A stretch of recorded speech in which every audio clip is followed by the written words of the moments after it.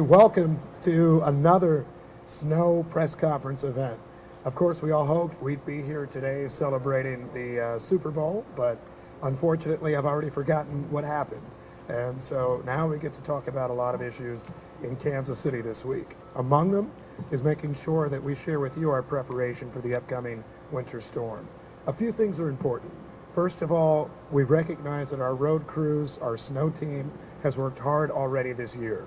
When we were here before, we saw a lot more salt, but we have seen us address equipment issues, our staffing issues long term, and we will make sure that there are people to attack every route in Kansas City. One thing that we ask for, though, is your patience in connection with it. We recognize that this storm can drop a lot.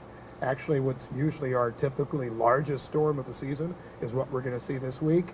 We just had a record only a few weeks ago. And so when we talk about totals that are 4 to 8 inches, we recognize that sometimes that's something that is not addressed immediately. We'll continue to focus on arterials early. We encourage you to follow the My KCMO app in connection with making sure that you're tracking where the routes are, what's being done. You can go on the city website as well. We'll also make sure that we have solutions and make sure we address issues with the cold weather. We have very seriously cold weather coming up this week. Make sure that you check on and think about all of those in your community, and we'll make sure we have a full response there. But more than anything, I want to say I'm proud of the folks in Public Works, in Parks, in the Water Department, and throughout Kansas City. These storms are serious, and they can be dangerous.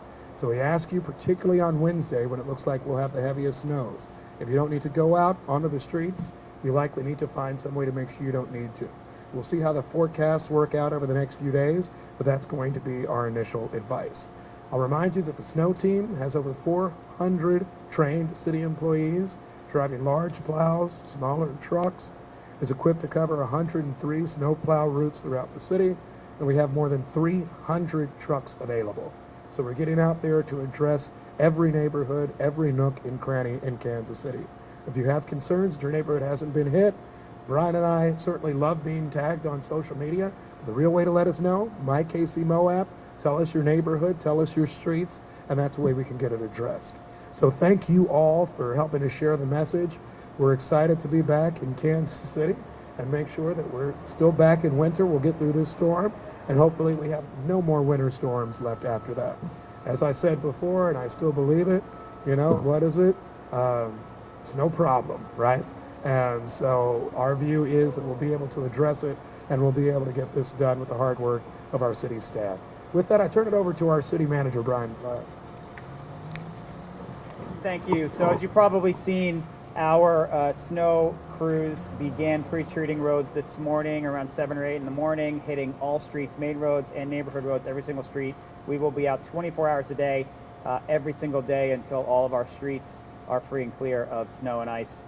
We've restocked all of our salt piles and salt domes to make sure we've got enough. We will be using ice band, that blue salt that you've seen that works better at lower temperatures. We're ready and we're prepared. Every storm we learn a little bit more and continue to improve and build on our operations. Some of the things that you're seeing that are different this year are focusing on sidewalks, bike lanes, some of those secondary types of things beyond the streets, which are really important to those of us that are taking different types of transit, those that have different accessibility challenges and that sort of thing. So we're really proud of the team. They're excited. They're out there now. We're continuing to build on the operation. I think we can take questions if you're... I have a question for City Manager Brian Platt, Sure. if I may. What do you feel like we learned from the previous blizzard that you'll try to apply more of and be on top of stuff, just based on what your experience was in the last storm? Yeah. Look, it was a historic storm, and it's something that we train for and we're ready for at all times. Things that we learned are focused on those secondary types of pathways and access ways, the sidewalks, the bike lanes, those types of things that during a regular average size storm around here, we typically can get to them a little bit faster. The challenge is once that snow sat and turned to ice, it was much harder to get up. So we're trying to find ways to be much more aggressive with the speed of response on sidewalks, bike lanes, mobility lanes, and that sort of thing.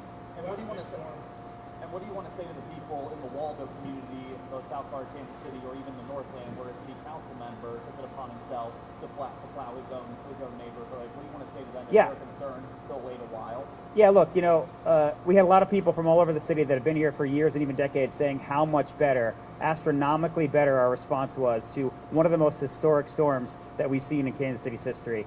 We didn't get to every street within the first 24 hours, of course, completely clear, just because of how much volume of snow we got, and it just takes us a longer time. But we're learning about how to deal with that big type of storm. We've got actually more trucks on the way this spring to help with that, to add more resources into a lot of different neighborhoods. We're thinking about how best to deploy some of those resources into some of the further reaching neighborhoods and making sure that we're getting on top of every single street.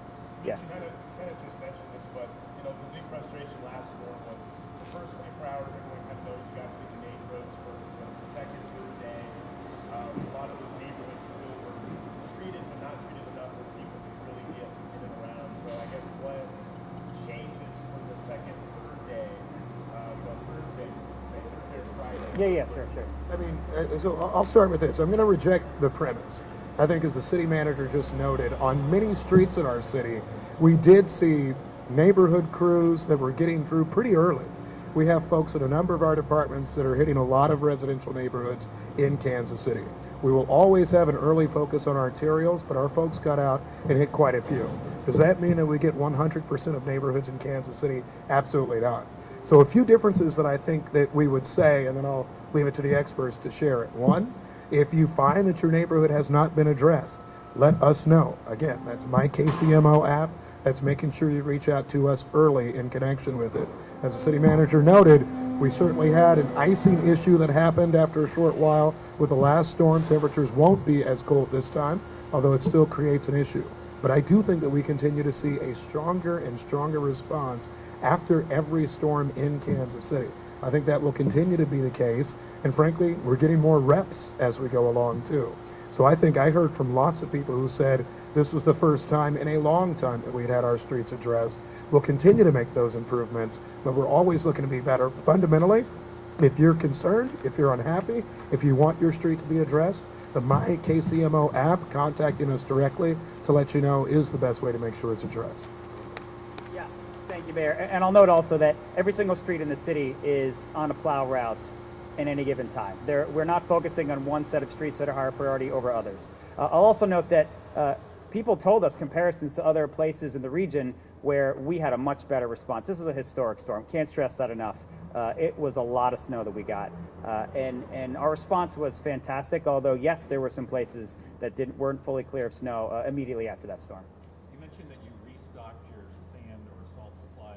Can you quantify that in any way, either the tonnage and You the got amount of any money that you specific might have numbers? had to Was it spend 10,000? on that? Yeah, so every year we fill up our domes. We have about 40,000 tons of salt. We have 10,000 tons on reserve, and we're accessing those reserves that the vendors have in their own storage areas that we can bring into our places. So where do we stand with the salt now? We added another 10,000. Not sure exactly what the number is of what we've got in our stockpiles right now. But We're good to go. Do you have enough for the? Absolutely, yeah, absolutely.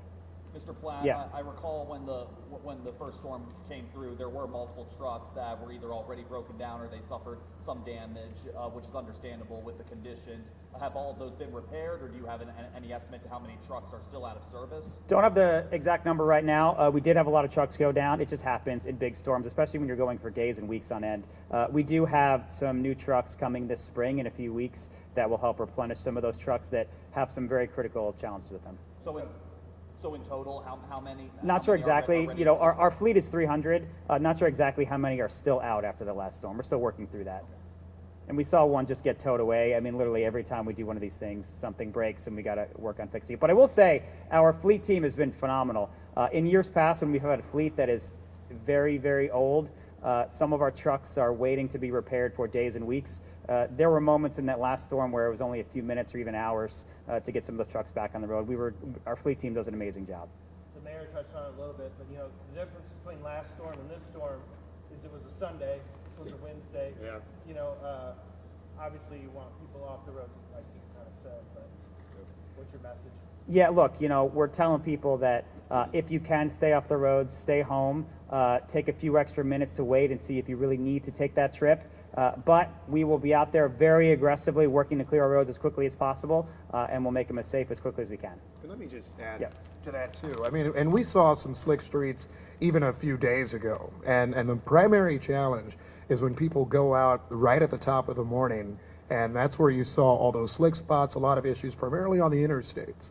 We do encourage you those late start times, if you do need to go in, making sure you take that time to see if the roads can get clear, giving yourself more space and time. We find a lot of our problems relate more clearly to that. Those who are in a rush, those who are still speeding, those who are still creating some of those issues on our roads. So give it time as you need. We recognize and respect a whole bunch of people have to get to work. And we understand that, and we will do our level best to make sure that everything can be open, including our schools and others. But recognizing that Mother Nature controls this instead of us, giving her some space and leeway, and making sure we have time to respond, I think is going to be important for us.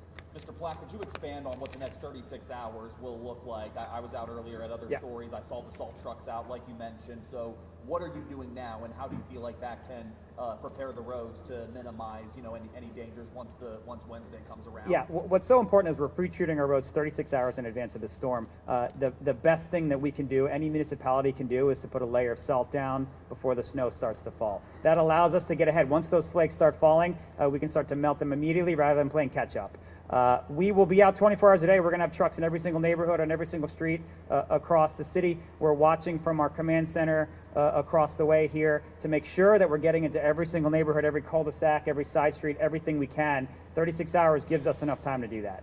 And how important would you say, in some neighborhoods like mine, people can't help it, but if people have a choice to get their cars off the roads while plows come through, how important is that? Because in some cases I've seen plows have to turn around if there's just literally no room. Yeah, look, I've been on plow routes myself where there's too many cars in front of me. I can't get the blade down and go around all the cars. So the best thing that everybody can do is stay off the road as much as you possibly can to make sure that our plows can not only get through, but also push the snow all the way to the side of the street.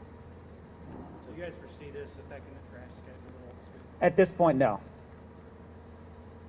right. Thanks so much, everyone. All right, thank you guys. Good to see you again. I was hoping.